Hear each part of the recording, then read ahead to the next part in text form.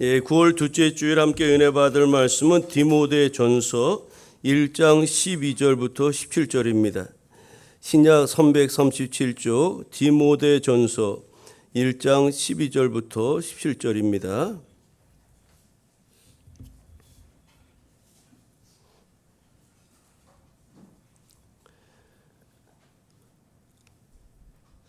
제가 말씀 봉독하겠습니다.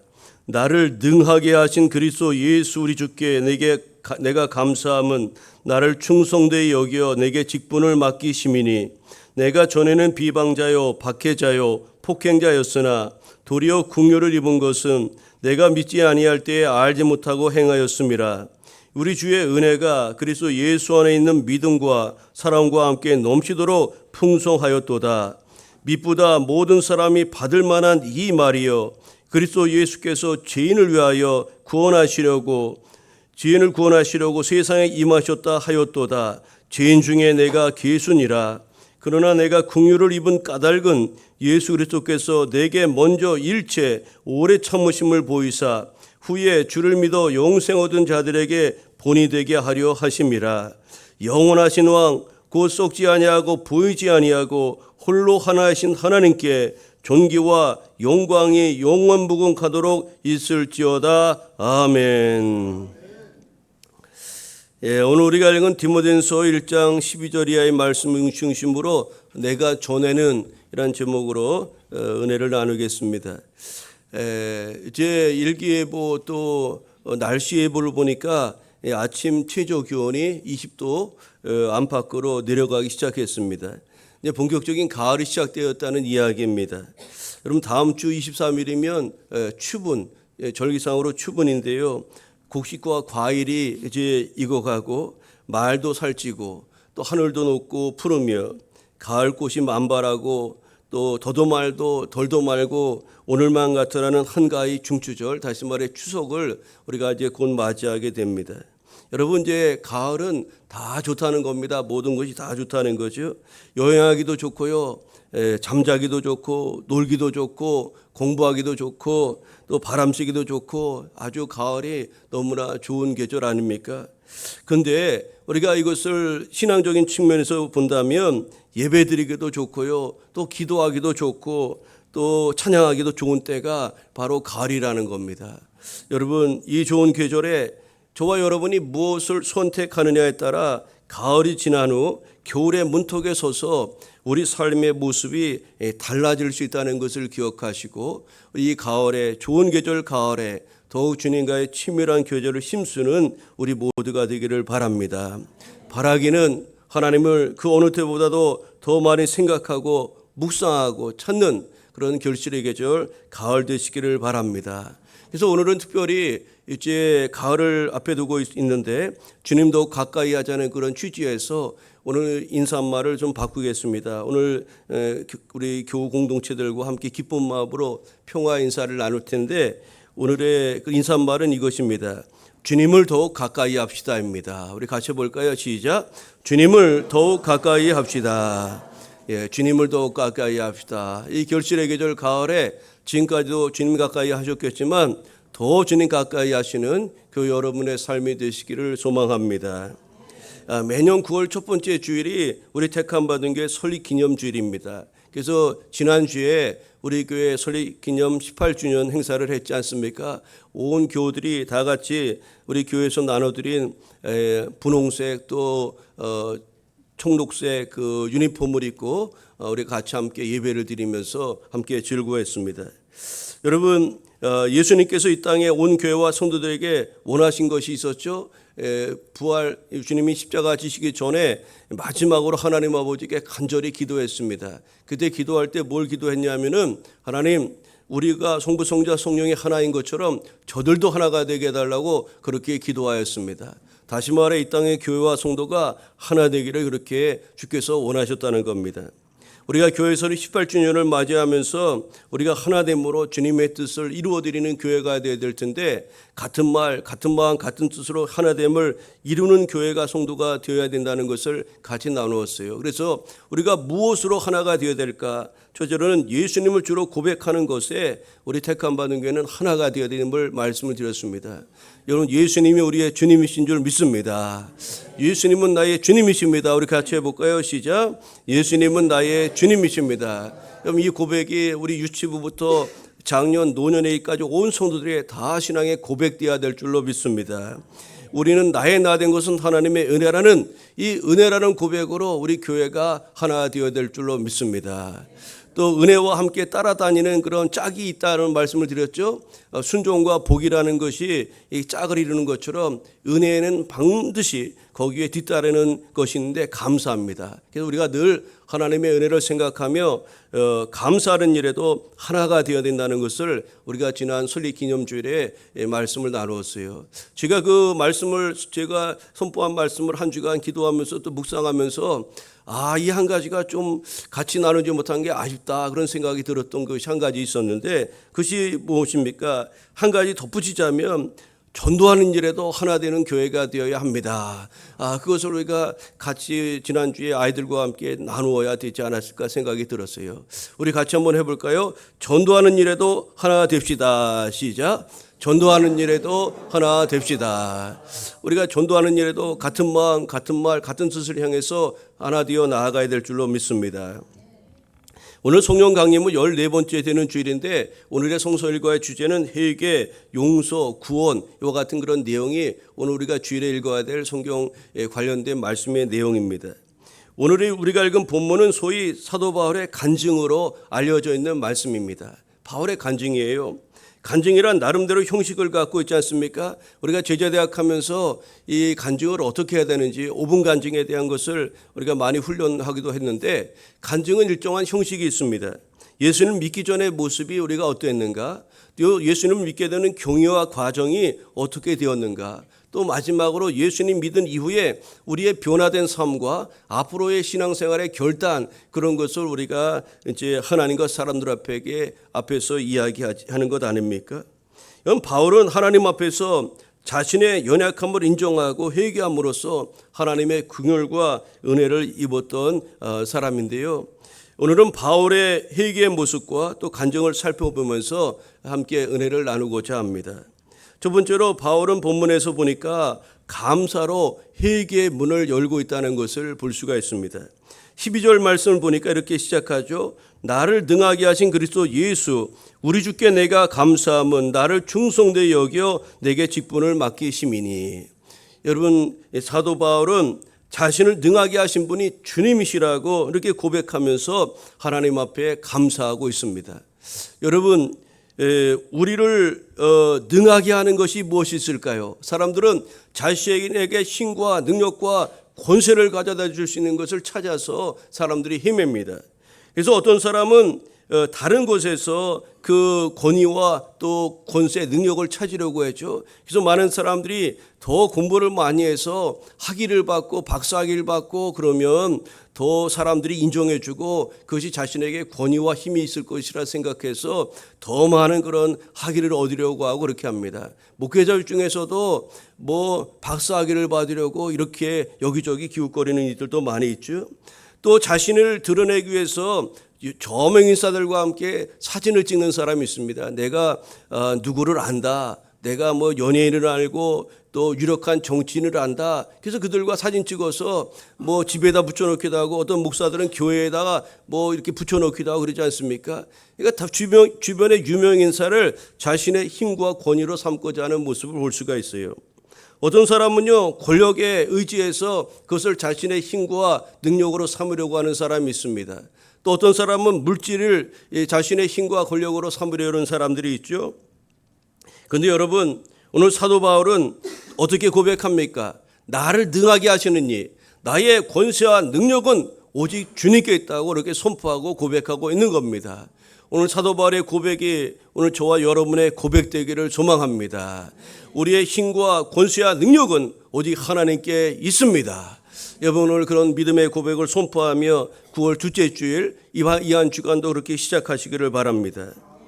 여러분 주님의 제자들은 오순절 성령 강림 이후에 놀라운 권세와 능력을 힘입어서 복음을 선포하며 세상을 변화시켜 나아갔습니다. 그들에게 여러분 유명한 학위가 가 있어서 그렇게 한 것이 아닙니다.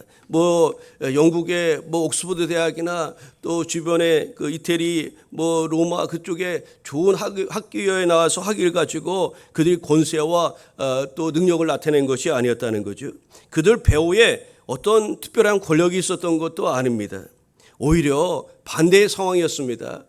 예수님 믿는다고 핍박을 당하고 얼마나 많은 그런 모진 고통과 그 핍박이 그들에게 있었습니까? 그럼에도 불구하고 이 어려운 환경 속에서 복음으로 승리할 수 있었던 것은 약속하신 성령의 능력과 만왕의 왕 되신 예수 그리스도의 이름의 권세한 능력을 힘입고 그들이 나아갔을 때 그들은 능히 이기며 승리할 수가 있었던 줄로 믿습니다. 여러분, 우리도 모든 권세와 힘과 능력의 원천을 우리 주님께 두어야 될 줄로 믿습니다. 바울은 이 하나님께 감사했는데 그 이유를 나를 충성되게 여겨 내게 직분을 맡기심이라고 고백하고 있습니다. 여러분, 주님으로부터 충성된 자로 인정받는 기쁨을 바울은 최고의 가치로 여겼던 겁니다. 제가 누누이 말씀드리지만 여러분, 우리 인생은 하나님으로부터 칭찬받는 것이 최고의 복인 줄 믿습니다.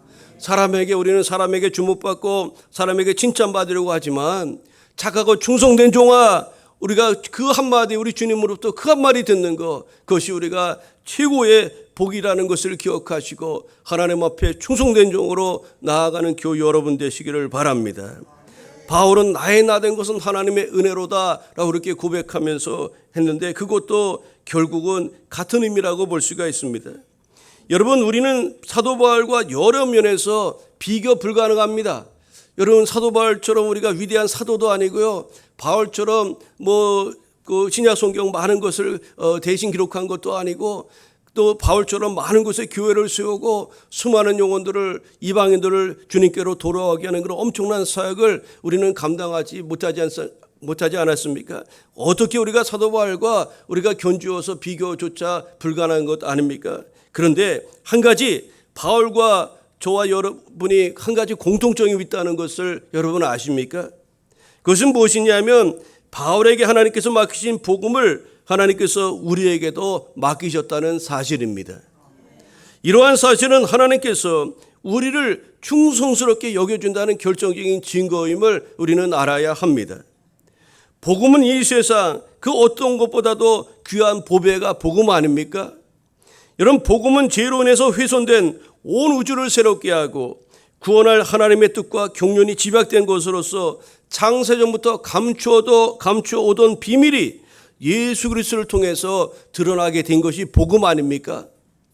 여러분, 이 복음은 지혜 중에 지혜요, 능력 중에 능력이며 계시 중에 계시로서 온 우주의 과거를 밝혀주고 또 미래를 결정하는 열쇠라고 성경은 이 복음에 대해서 증거하고 있습니다.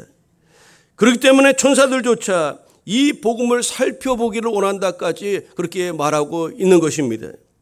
여러분, 그런데 이 엄청난 복음, 이 소중하고 가장 가치 있는 이것을 하나님께서 저와 여러분에게, 사도 바울에게 뿐만 아니라 저와 여러분에게 맡기셨다는 것이 얼마나 놀랍고도 놀라운 일입니까?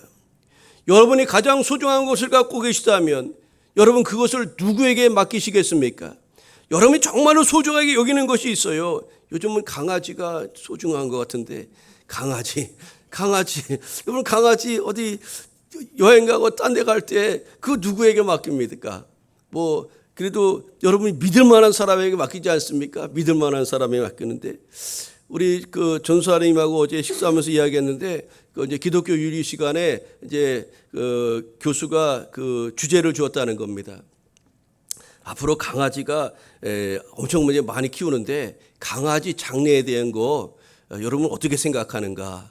기독교적인 측면에서 강아지 장례에 대한 것에 대한 이제 그렇게 지금도 강아지 장례해달라고 그렇게 이야기하는 사람이 있다는 건 아주 목회자들이 아주 어렵다는 겁니다. 그걸 어떻게 그걸 해내는 거예요. 근데 그것을 이제 신학생들한테, 대학원생들한테 이제 같이 토론도 하고 기독교 윤리적인 측면에서 이제 이 문제를 어떻게 다룰까 그것을 같이 고민하고 그렇게 한다는 이야기도 들어보았는데 아주 현실적인 문제를 지금 신학교에서 고민하고 있다는 것을 알 수가 있었는데요. 여러분, 가장 귀한 건 누구에게 맡깁니까? 가장 귀한 것은 믿을 만한 사람에게 고르고 골라서 충성되고 믿을 만한 사람에게 맡기는 것 아닙니까? 그러나 하나님께서 우리의 재산이나 어떤 것보다 그 가치를 비교조차 할 수 없는 이토록 귀한 복음을 저와 여러분에게 맡기셨다는 사실은 과연 그것은 무엇을 우리에게 의미하는 것일까요? 이것은 곧 우리를 하나님께서 충성되이 보시고 믿어주신다는 그런 의미가 아니겠습니까? 사람들이 과거에 이 사람이 어떠했고 또 뭐 지금은 어떠니 이렇게 저렇게 말한다 할지라도 여러분 흔들리지 마시고 저와 여러분은 하나님께서 복음을 맡긴 사람이라는 것을 기억하시고 우리가 하나님 앞에 당당한 그리스도인으로 나아가야 될 줄로 믿습니다. 저와 여러분의 부족한 학력이나 또 능력, 과거 등을 들먹이며 여러 가지 네가 이거 할 수 있나 자격을 운운한다 할지라도 여러분 우리가 떨지 말고 두려워하지 마시고 당당하게 우리는 복음을 맡은 그런 하나님의 사람이라는 그런 의식을 가지고 살아가야 될 줄로 믿습니다. 여러분 하나님께서 나를 충성되게 여겨 복음을 맡기셨다는 이 사실을 기억하면서 날마다 감사하며 하나님 앞에 나아가 하나님 공급하시는 은혜와 능력을 힘입어야 될 줄로 믿습니다. 그리고 천하보다도 귀한 그 복음을 널리 전하고 그 복음으로 승리하는 저와 여러분 우리 모두가 되어야 될 줄로 믿습니다. 두 번째로 오늘 본문을 통해서 우리에게 주시는 바 은혜가 무엇입니까? 회개는 상대적인 것이 아니라 나를 바라보아야 한다는 사실입니다. 우리는 회개의 초점을 이제 다른 것에 맡길 때가 그렇게 관점을 다른 데 둘 때가 있다는 거죠. 사도 바울은 주님이 이 땅에 모신 목적을 분명히 소개하고 있습니다. 여러분 마태복음 1장에 보면 예수라는 그 이름의 뜻을 알려주고 있는데 예수라는 그 이름의 뜻이 자기 백성을 죄에서 구원할 자 그런 이름의 뜻을 갖고 있어요. 오늘 본문 15절에도 보면 이렇게 말합니다. 미쁘다 너무나 감격스럽고 신뢰할 만하다는 겁니다. 너무나 엄청난 이야기라는 거죠. 그러면서 모든 사람이 받을 만한 말이 있는데 그것이 무엇이냐면은 예수께서 죄인을 구원하시려고 세상에 임하셨다 하였도다. 이 말이 너무나 소중하고 아름다운 말이라는 거예요. 신뢰할 만한 말이라는 겁니다. 여러분 예수님이 이 땅에 오신 가장 중요한 목적은 죄인들을 구원하기 위해서 오셨다는 것을 여러분 잊지 마시기를 바랍니다. 근데 사람들은 이것에 대해서 별로 관심이 없어요. 오늘 많은 사람들이 이 죄인을 구원하는 구원의 문제에 대해서 무관심하고 우리는 세상적인 것, 현실적인 것에 집착하며 살아갈 때가 많이 있다는 겁니다. 질병의 치유나 또 자녀들의 진학의 문제, 사업의 형통이라든가 이런 것들이 우리에게 있어서 가장 우선적인 것이 되어가고 있는 것이 참으로 안타까운 일이 아닐 수가 없습니다. 자금의 교회와 성도들을 바라보면 구원에 대한 문제는 등한시하면서 이와 같은 것들을 위해서 기도하고 이것이 복음의 전부로 그렇게 생각하며 나아가는 이들이 너무나 많이 있다는 사실입니다. 여러분 이런 현실적인 문제를 따르다가 이것이 해결되지 못하면 결국은 예수님을 떠나고 많은 일들이 우리 주변에는 얼마나 많은지 모릅니다. 이것은 예수님 당시에서 있었던 사건입니다. 유대인들은 예수님이 큰 이적을 행하셨을 때 예수님이 진정한 유대인을 구원할 왕이라고 그렇게 여겼습니다. 또 오병이의 기적을 사건을 행하면서 많은 사람들의 먹을 것을 해결해 주고 배고픔을 해결해 주자 그들이 친히 예수님 잡아다가 왕으로 삼으려고 했던 그런 일들도 있었던 겁니다. 그런데 예수님이 당신은 그런 사람으로 이 땅에 온 것이 아니라 죄인을 불러 회개케 하고 또 죄인을 구원하러 오셨다는 것을 선포하며 또 그 길로 걸어갔을 때 사람들은 예수님을 한 사람 한 사람 떠나갔습니다. 그리고 자신의 목적을 이루지 못할 것으로 생각하자 가차없이 주님을 떠나고 더 나아가 예수님을 십자가에 내어 죽게 만드는 일에 앞장서고 말았던 겁니다. 우리는 그리스도의 복음과 십자가 앞에서 우리 죄의 문제를 깊이 묵상하며 늘 새로운 심령으로 거듭나기를 힘써야 하겠습니다. 그리고 이러한 복음을 전함으로 죄와 사망에서 신음하는 이들에게 구원과 축복의 그런 복음을 전하는 성도 여러분, 저와 여러분이 되어야 될 줄로 믿습니다. 여러분, 예수님이 죄인을 구원하시려고 오신 분이라는 것을 강조한 사도 바울은 자신이야말로 예수님이 반드시 필요한 죄인 중에 괴수라고 자신을 소개하고 있습니다. 여러분, 회개는요, 하나님 앞에서 철저하게 자신의 죄인됨을 인정하며 그분의 긍휼을 구하는 것이 회개입니다. 하나님, 나는 죄인입니다.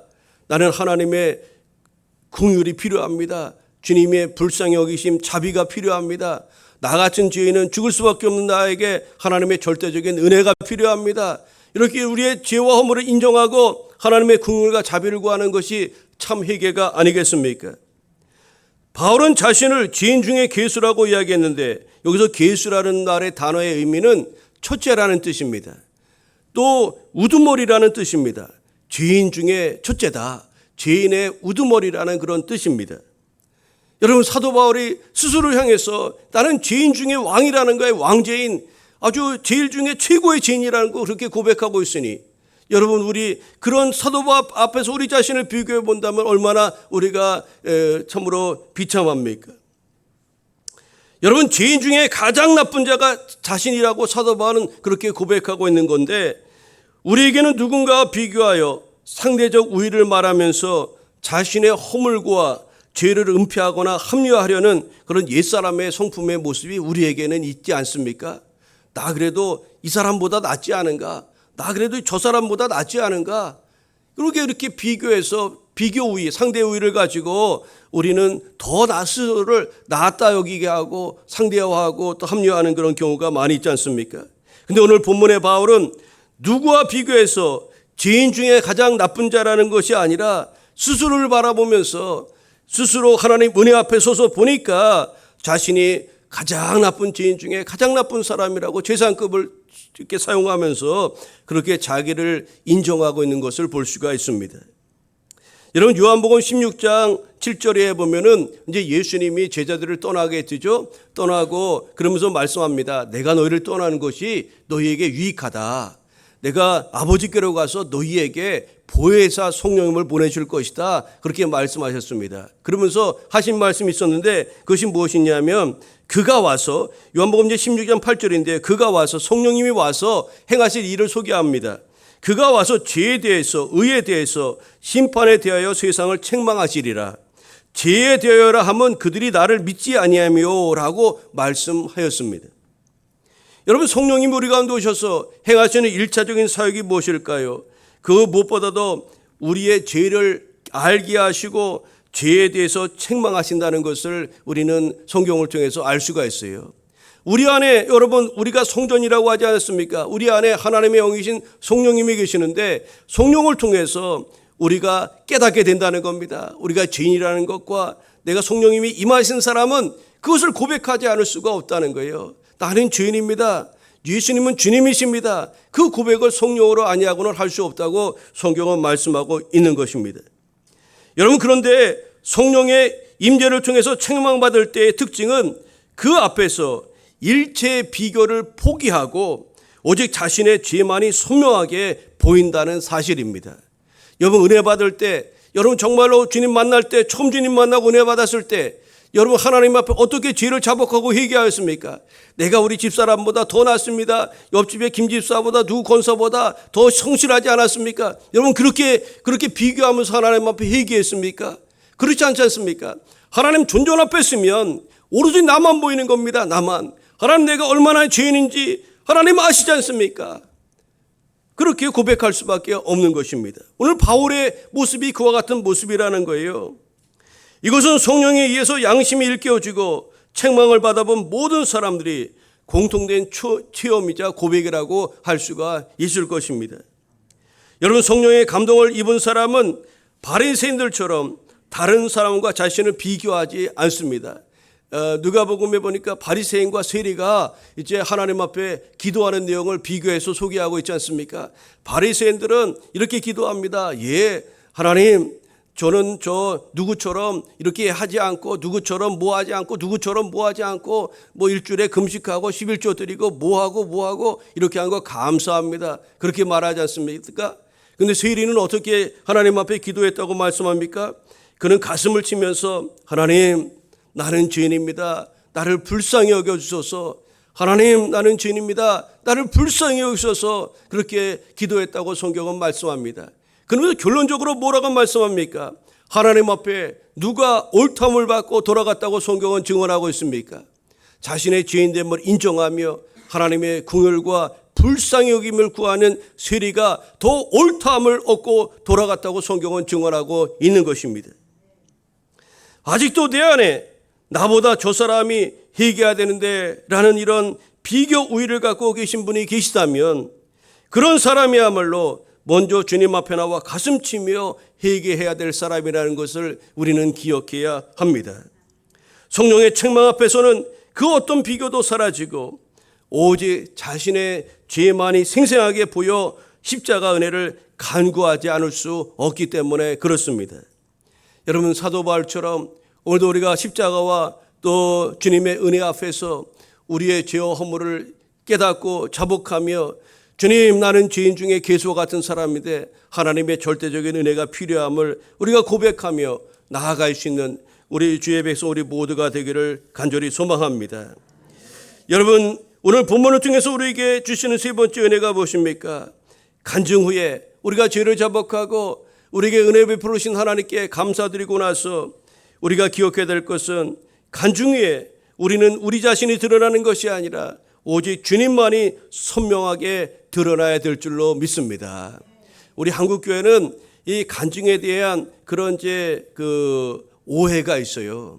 그러니까 어떤 그 집회라든가 그런 데 보면 간증을 재밌게 하려고 이렇게 아주 온갖 미사여구를 동원하고 극적이게 그런 것을 이렇게 연출하는 그런 경향들이 많이 있었지 않습니까? 그래서 대부분 간증을 그렇게 하는 것으로 생각한다는 겁니다.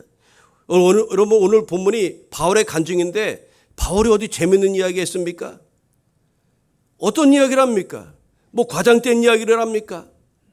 간증에 대한 의미를 우리가 자세하게 우리가 이해해야 되는데 16절을 보면 이렇게 말합니다. 그러나 내가 긍휼을 입은 까닭은 예수 그리스도께서 내게 먼저 일체 오래 참으심으로 보이사 후에 주를 믿어 영생 얻은 자들에게 본이 되게 하려 하심이라고 이렇게 증거하고 있습니다. 여러분, 이 말씀은 15절 말씀의 연속이자 결론으로서 예수님께서 이 땅에 오신 것은 죄인들을 구원하시려고 오셨는데 그 대표적인 케이스가 바로 사도 바울 자신이라는 그런 의미입니다. 여러분, 주님이 죄인 중에 가장 나쁜 가장 못된 자신에게 벌을 내리기는커녕 그토록 크신 은혜와 사랑을 베풀어 보이심으로써 후에 구원 얻어 영생을 얻게 될 모든 자들에게 모범을 보이시고 본을 보이셨다는 그런 바울의 고백이 바로 16절의 말씀이라고 할 수가 있는 겁니다. 여러분, 우리는 바울 자신의 간증이라 할 수 있는 본문의 결론에 해당되는 본절의 말씀을 보면서 한 가지 주목해야 될 사실이 있습니다. 그것은 바울이 디모데에게 간증을 보이면서 간증을 하면서 결코 자신을 영화롭게 하거나 자신을 높이려고 하는 그런 모습이 전혀 없다는 사실입니다. 바울의 간증은 자신을 드러내기 위해 지난 과거를 극적으로 과장해서 자신에게 초점 맞춘 것이 아니라 오직 자신을 만나주시고 완전한 새 사람 되게 하신 예수님께 초점을 맞추고 있다는 사실입니다. 그래서 여러분, 사도 바울의 간증은 든든이들에게 그 효과를 미치게 함으로써 오고 오는 성도들로 하여금 믿음의 용기를 얻도록 하고 있다는 것을 우리는 깨달을 수가 있는 것입니다. 여러분, 그런데 오늘 우리의 간증이나 많은 사람들의 간증은 어떻습니까? 자신에게 집중되어 간증을 듣고 나면 예수님보다 간증자가 더 선명하게 남고 그 사람이 위대하게 보이는 경우가 많이 있다는 겁니다. 우리 다니엘 기도회 하는데 다니엘 기도회 끝나고 나면 이제 올해도 할 텐데 다니엘 기도회면 그 간증자들을 보면 하나님 생각이 나야 됩니다. 하나님께 영광을 돌려야 됩니다. 근데 간증자 여러분 생각나면 그 간증자는 잘못 세운 것이라고 볼 수가 있는 거예요. 여러분, 하나님을 영화롭게 해야 되는데 그 특정 사람이 모든 사람이 주목받는 그런 사람이 된 것 아니겠습니까? 어떤 이는요, 입으로는 하나님의 은혜를 말하면서 그 이면에는 자신의 업적이나 자랑을 슬며시 암시하는 표현들을 너무나 많이 사용하는 이들이 있다는 거죠. 자신은 종이 되지 않으려고 했는데 하나님이 강권하셔서 주님의 종이 됐다고 그렇게 말하는 목사들도 있어요. 여러분, 유비가 제갈 공명을 이제 그의 참모로 이렇게 얻기 위해서 삼고초려했다는 그런 우리 그 삼국지 읽어보셨지 않습니까? 그런데 하나님이 우리를 여러분 이렇게 주의 종 삼으려고 삼고초려해서 우리를 데려다가 주의 일꾼 삼으셨다. 그렇게까지 이야기하는 겁니다. 여러분, 이게 얼마나 엄청난 이야기입니까? 여러분, 하나님을 영화롭게 하고 하나님의 이름이 들어야 되는데 우리는 자신을 드러내고 자신이 드러나게 되는 경우가 너무나 많이 있다는 겁니다. 여러분, 우리는 간증을 하거나 복음을 전할 때 항상 자신을 드러내지 않도록 우리가 주의해야 될 필요가 있는 겁니다. 사단은 우리로 하여금 복음의 진리를 가리려고 하기 때문에, 그렇기 때문에 주의가 필요하다는 말씀이죠. 오직 주님의 영광만, 은혜만 드러냄으로써 듣는 이들로 하여금 하나님을 찬양하고 믿음의 큰 용기를 얻도록 해야 될 책임이 있다는 것을 잊지 마시기를 바랍니다. 오늘 17절 마지막 절에 사도 바울이 간증하고 나서 그가 궁극적으로 원하고 바랐던 것이 무엇인지를 우리가 17절을 통해서 알 수가 있는데, 여러분 17절 한번 읽어보실까요? 영원하신 왕, 같이 읽겠습니다. 시작. 영원하신 왕, 곧 썩지 아니하고 보이지 아니하고 홀로 하나이신 하나님께 존귀와 영광이 영원 무궁하도록 있을지어다. 아멘. 여러분, 그렇습니다. 오늘 사도 바울이 자신이 옛쪽에 그렇게 죄인 중에 괴수도 같은 그런 자신이었지만 하나님께서 자신을 은혜로 사랑으로 품으셔서 이렇게 주님의 나라와 주의 복음을 위해서 헌신할 수 있는 그런 하나님의 일꾼으로 삼아주신 것은 전적인 하나님의 은혜라는 것이죠. 그러고 나서 이 모든 영광을 하나님 앞에 세세무궁토록 영광을 하나님께 돌린다고 그렇게 고백하고 있는 것입니다. 여러분, 바울은 회개함으로써 디모데에게 하나님의 은혜를 간증한 내용이 오늘 우리가 읽은 말씀입니다. 이제 말씀을 정리하겠습니다. 여러분, 바울의 간증은 감사함으로 회개의 문을 그가 열어가고 있다는 사실이죠. 감사합니다. 나를 구원하신 것 감사합니다. 날 하나님의 도구로 사용하시는 것 감사합니다. 전에는 내가 죄인 중에 괴수였는데 하나님 은혜로 구원받게 하시고 하나님 자녀되게 하셨을 뿐만 아니라 이제 귀한 사명자로 세워주시니 감사합니다. 이렇게 감사함으로 회개의 문을 그게 열어가고 있다는 사실입니다. 두 번째로 본문을 통해서 우리에게 말씀하시는 바가 무엇입니까? 회개는 상대적인 것이 아니라 나를 바라보아야 한다는 사실입니다. 그리고 간증 후에 오직 주님만이 선명하게 드러나야 될 줄로 믿습니다. 그리고 모든 영광을 우리 하나님 앞에 올려드리는 교회 여러분 되시기를 바랍니다. 바울의 간증은요, 오늘 본문에 뿐만 아니라 사도행전 22장과 26장, 또 갈라디아서 1장 2장, 또 빌립보서 3장 등 여러 곳곳에 그가 바울이 간증한 내용들이 신약성경 곳곳에 소개되고 있습니다. 간증 시기가 다름에도 불구하고 그의 간증은 예수님이 자신을 어떻게 택하셨으며 어떠한 사명을 맡기셨고 그 이후에 자신은 어떻게 변하였고 어떻게 감사를 드리고 있는지에 대해서 조금도 변함이 없이 한결같다는 사실입니다. 그의 구원의 기쁨은 오히려 날이 가면 갈수록 더 기쁨이 넘쳤고 충만해졌다는 것을 볼 수가 있습니다. 여러분, 오늘 우리는 처음 회심할 때 주님을 영접하면서 감사와 감격으로 뜨겁게 신앙생활하던 때가 있었지 않습니까? 근데 시간이 지나면 열정이 식어가고 매너리즘에 빠지는 경우가 많이 있습니다. 우리가 신앙의 연조가 높아지면 더 성숙한 그리스도인이 되고 또 더욱 주님을 닮아가는 그런 모습으로 나아가야 됨에도 불구하고 우리의 모습은 그렇지 못하다는 겁니다. 바울의 간증을 통해서 우리가 기억해야 될 것은 그의 회개와 감사는 점점 좋아지고 있다는 사실입니다. 반대로 우리는 어떻습니까? 회개와 감사는 점차 줄어들고 이웃과 하나님과의 관계는 습관적이고 매너리즘에 빠지게 되고 봉사의 열정도 식어가는 것이 오늘의 우리의 모습은 아니겠습니까? 오늘 사도 바울의 간증을 들으면서 우리 안에 있는 타성과 매너리즘에 빠져 처음 신앙과 사랑과 사명감을 잊고 있지 않은지 다시 한번 우리 자신을 살펴보시기를 바랍니다. 과거 신앙과 과거 믿음을 자랑하지 말고 지금 신앙을 날마다 새롭게 가꾸며 나아가는 교회 여러분, 우리 모두가 되기를 바랍니다. 그래 우리 삶을 통해서 하나님이 드러나는 그런 성도의 삶을 이뤄가는 교회 여러분 되시기를 간절히 소망합니다. 기도하겠습니다. 사랑의 하나님 감사합니다. 9월 둘째 주 오늘 바울이 그의 아들과 똑같고 또 동역자인 디모데에게 하나님이 자신에게 행하신 은혜들을 간증하며 나누게 하신 내용을 살펴보았습니다. 자신이 전에는 죄인 중에 괴수와도 같은 사람이었는데 하나님의 은혜로 하나님의 자비와 긍휼로 하나님의 일꾼이 되었고 사명자가 되었으며 오늘의 나의 나된 것은 하나님의 은혜라고 고백하고 있습니다. 그리고 저의 삶을 통해서 하나님의 영광과 빛이 드러나는 모습을 오늘 그의 간증을 통해서 우리가 다시 한번 살펴보았습니다. 하나님 아버지, 오늘 우리도 이쪽에 하나님 알지 못하던 때가 있었지만 하나님의 은혜와 사랑으로 주님 자녀 삼으신 것을 기억하며 주 앞에 감사하며 또 우리 삶을 통해서 우리 주변의 사람들에게 하나님이 보여질 수 있도록 주님 인도하여 주옵소서. 예수님의 이름으로 기도하옵나이다. 아멘.